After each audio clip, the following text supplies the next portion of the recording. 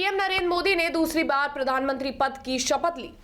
उनके साथ ही 57 अन्य मंत्रियों ने भी शपथ ग्रहण की, जिसमें राजनाथ सिंह, अमित शाह और कांग्रेस के गढ़ में राहुल गांधी को मात देने वाली स्मृति ईरानी प्रमुख है। लेकिन इन सबसे परे दो ऐसे भी नेताओं को मंत्री बनाया गया है जिनकी चर्चा चारों ओर है। तो आज हम बात करेंगे उन्हीं दो हस्तियों के बारे में हमारी इस रिपोर्ट में।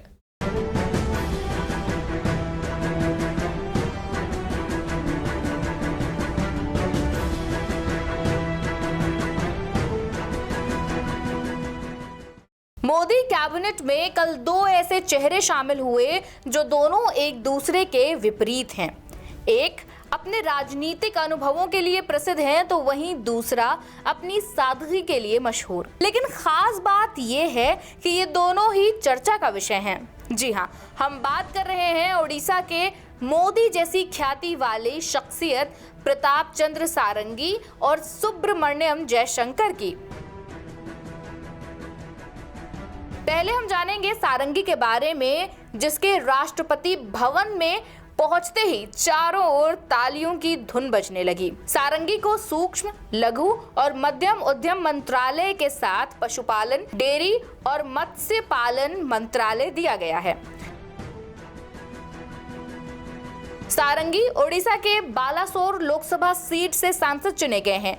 पूरे चुनाव के दौरान उन्होंने साइकिल से प्रचार किया। इससे पहले भी वो चर्चा में तब आए जब वो दिल्ली जाने के लिए अपना बैग पैक कर रहे थे।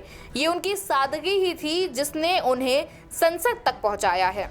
नहीं तो जहां कांग्रेस प्रदेश अध्यक्ष के बेटे नवज्योति पटनायक और बीजेपी के रविंद्र जैना जैसे अरबपति और करोड़पति उम्मीदवार थे, वहां इस लखटकिया सारंगी की क्या बिसात होती। फिलहाल सारंगी की जीत ने ये साबित कर दिया है कि जीत राजाओं की नहीं, वरन उनकी होती है जो दिल पर राज करते हैं।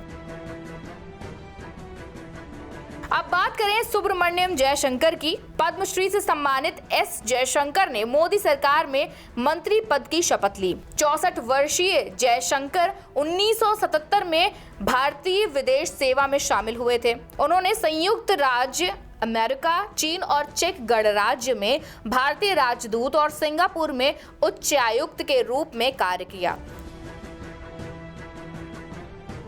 जयशंकर ने साल 2007 में यूपीए सरकार द्वारा हस्ताक्षरित भारत अमेरिका असैन्य परमाणु समझौते पर बातचीत करने में महत्वपूर्ण भूमिका निभाई थी।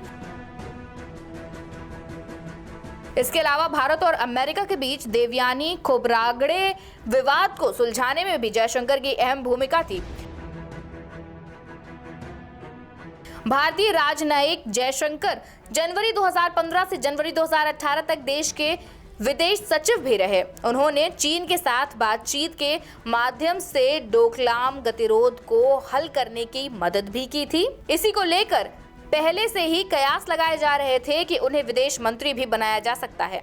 Bureau report, prime TV.